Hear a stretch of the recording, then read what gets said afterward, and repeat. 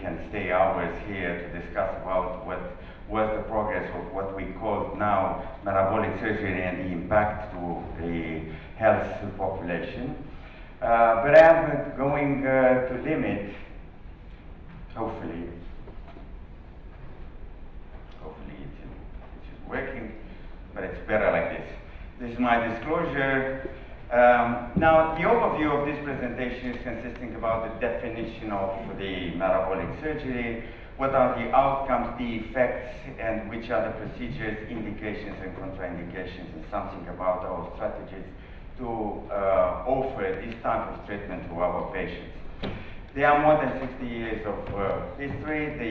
The name of this type of surgery has changed in time because the benefit was not only losing some fat tissue, but also was the impact on resolution of different comorbidities that you know about. These are the main types of surgeries we have now. We discussed about gastric sleeve. This is the bend around the stomach. This is the biliopancreatic diversion, and this is the gastric bypass. And you will see that there are some others. However, no matter which is the procedure, we are observing benefits that are not only at the level of doing the surgery, but in other parts, in other functions of our body. That's why we call it metabolic surgery and not weight loss surgery. And we know that we have a significant benefit on mortality and quality of life. Now the term of metabolic surgery is more connected with the change in the glycemic control. In time, metabolic surgery proved the control to these morbidities in contrast with conservative treatment, and the new programs decreased very much the consequences, the complications associated with the procedure. So, on this context, the increase of bariatric surgery worldwide was was significant. Now, some figures. This is a 20-year study showing what's the difference between the conservative treatment and any type of surgery. And we know that, however, the general impact is higher than the bariatric surgery. The conservative treatment cannot hit more than 5 to 10%. We know that the cardiovascular events are less for bariatric patients. We know that we have in larger studies comparing controls that are not operated, the risk of mortality is less in the bariatric group. Even here, we run a study a few years ago trying to investigate the vascular age in our patients, and we could prove that after sleep is getting to the chronological age. We did a lot of progress in controlling of the diabetes. These are some studies. These are some of the randomized control studies we have, bariatric surgery versus conservative treatment. And we can see clearly here that the change of A1BC is dramatically significant in favor of surgery. Even here, we run, and I'm proud to say this, a randomized control study that was proving the same. It was addressed only to male patients due to the lack of finance. Now, this is in the context when we don't pay that much for this treatment because the mortality is very low, as you can see in here. And that's why metabolic surgery was focusing for the last years diabetic disease, because we know all the consequences of this chronic problem. And since 2009, so they are already 10 years, the bariatric surgery was in the guidelines of the American Society of Diabetes. Now we don't focus only on glycemic control, and we try to look forward if we can influence somehow the damage of the end organ in the context of diabetes. So we are looking to the retinopathy, to cardiopathy, to renal disease as a consequence of a diabetic evolution, and not only to this, and we could prove at least stabilization and improved in some of the instances, but the studies are ongoing. Now, a few examples. You know that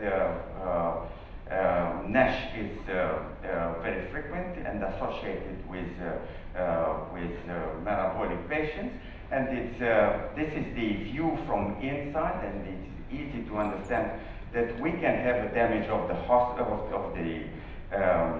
liver, and many studies concluded that the resolution of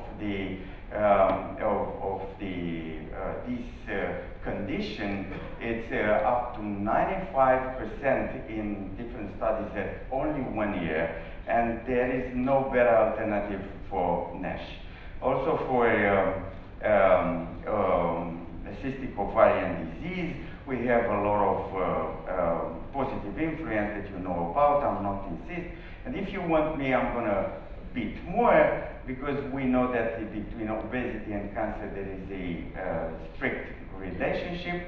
And we can think that if we are going to reverse obesity, probably the figures will be in favor to our patients.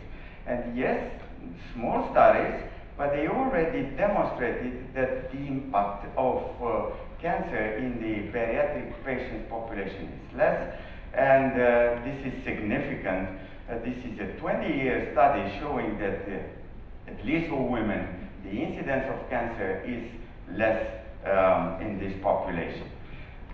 Now, can the alternative was by my colleague presented very nicely here, reach the same result? And I'm going to give you only 2 studies regarding the lifestyle modifications. I'm doing study every day, having diet with someone that is supervising what we're going to eat.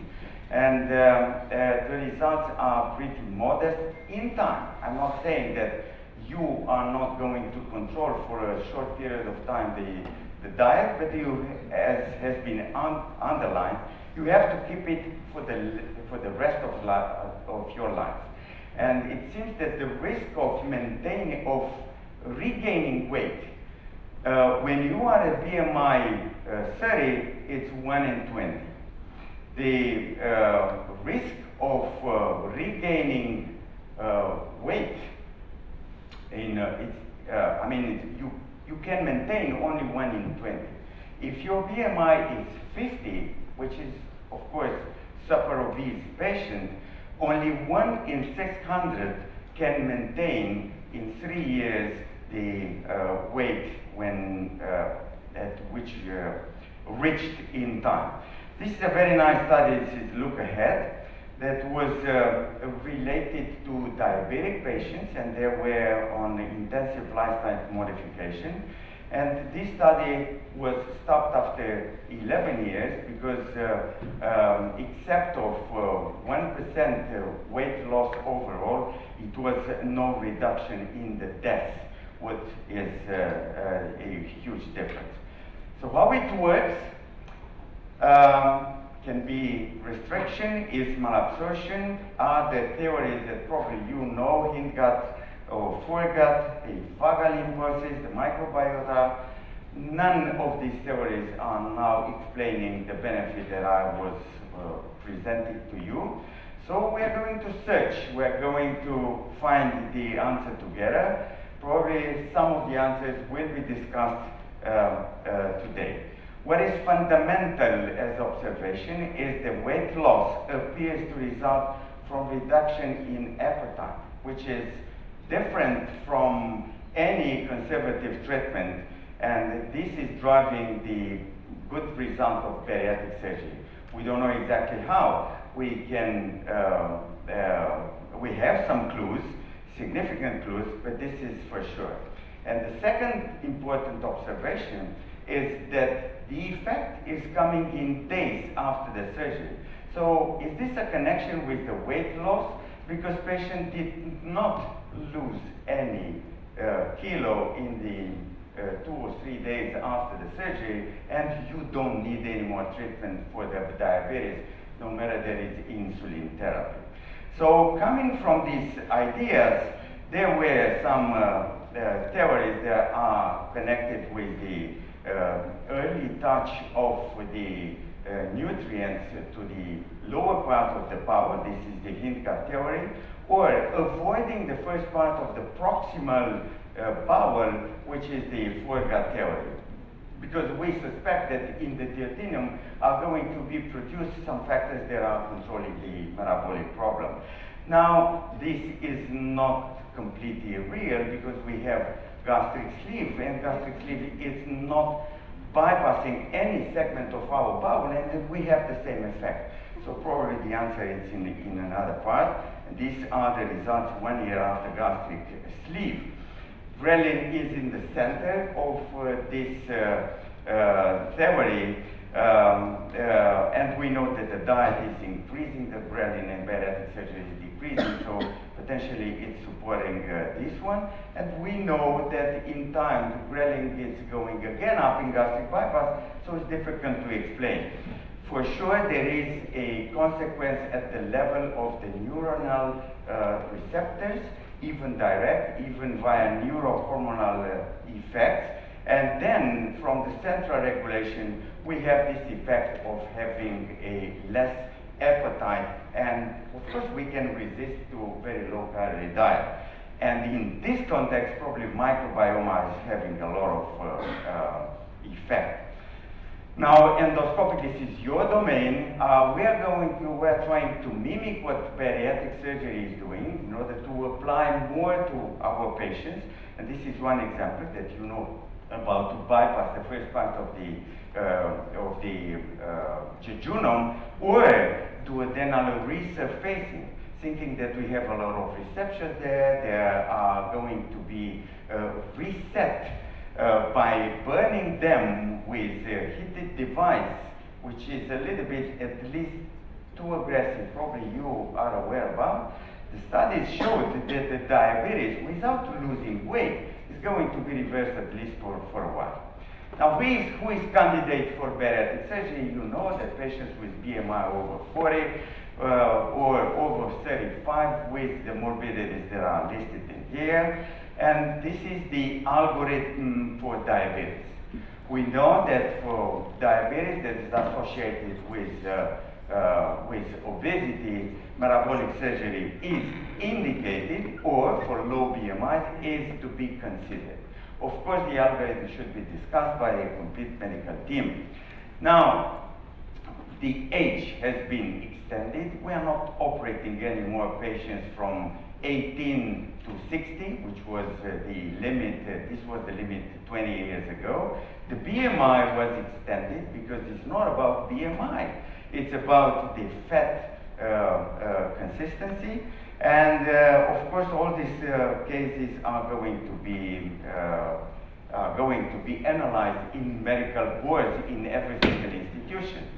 There are contraindications, but mainly I'm not going to details. You have to know that we will never offer bariatric surgery to someone that will have no benefit out of this treatment. I mean, if you are not increasing the life expectancy for that patient or a medical condition, don't do bariatric surgery because it's too much the risk for it. In this respect, you can have a patient with cancer that is obese, and we are thinking that we're going to reverse the things because he is too obese, and there is a connection in between, never offer bariatric surgery. Now, there is a context where bariatric surgery can be performed. You need a bariatric program. You need appropriate selection of the patients and of the procedure. You need to be performed in adequate conditions. And then you need to monitor the patients, because they cannot be randomly coming into the clinic to do some surgery and then forget about it. Now, the bariatric program is anything that we do as a medical team in order to treat a bariatric patient. And there are some institutional points here to be discussed. I'm going to not insist. And educational points, because you need to be trained for it. This is a managerial decision and a medical staff decision. Then we need to select the patients to be appropriate for bariatric surgery, because we are now more exposed than 10 years ago. The patients are knowing a lot about bariatric surgery. Sometimes they press to do some surgery for it because they want to lose some kilos.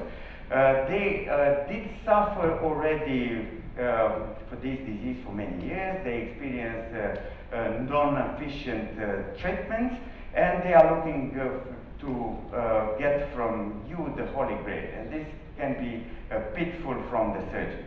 There is an extended preoperative workup that we apply to every single patient, no matter who is and from where is coming from. That is consisting everything to know about the metabolic disease and to find out about different conditions that we didn't know before. And then a multidisciplinary team is going to select which is the time and the type of surgeries, not only the bariatric surgery, but the others that are associated conditions in these patients. And especially for revisional surgery, this is more complicated.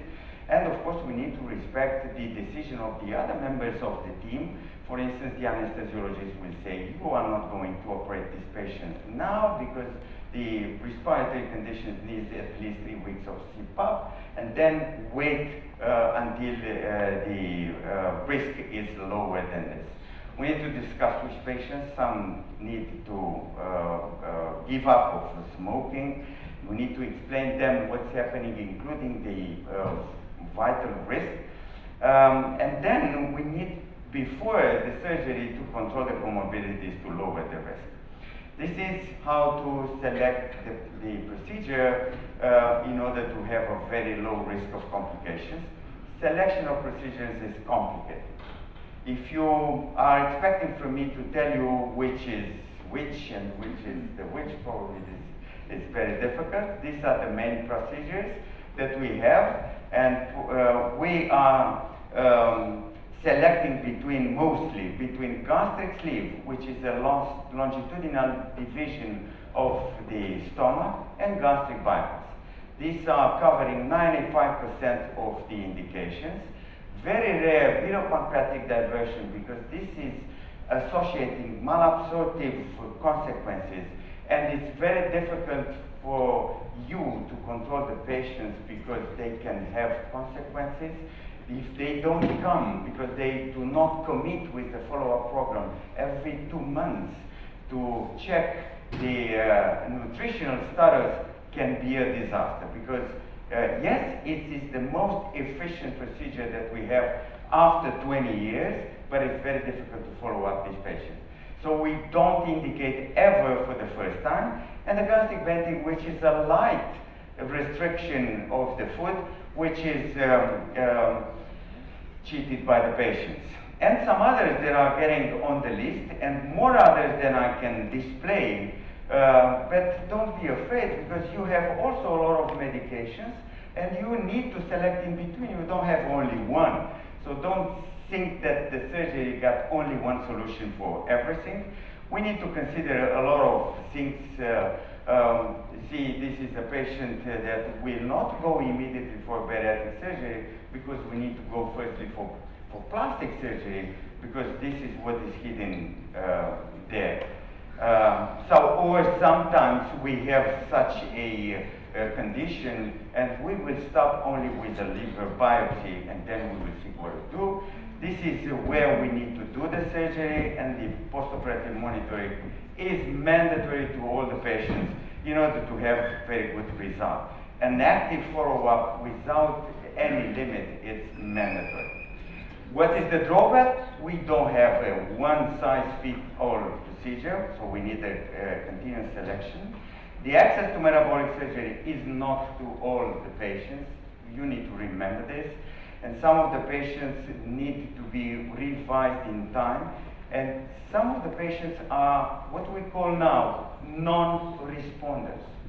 So what we probably need to move on further is to understand who is a responder for any of the treatment, even being medical, even being surgical treatment, because it's an aggressive one, and we can have what we don't want to say failure, because it's a chronic disease and we need to act medically whenever how.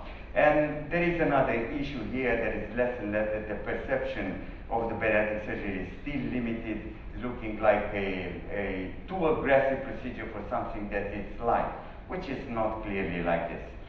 Now, what we know is that it is effective in weight loss and glycemic control and other comorbidities.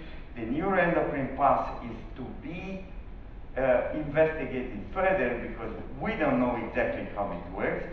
The selection of the patients should be properly addressed, and it is for sure that these patients are going to be treated in dedicated centers, and they should be enrolled for the rest of their lives in bariatric surgery programs. Thank you.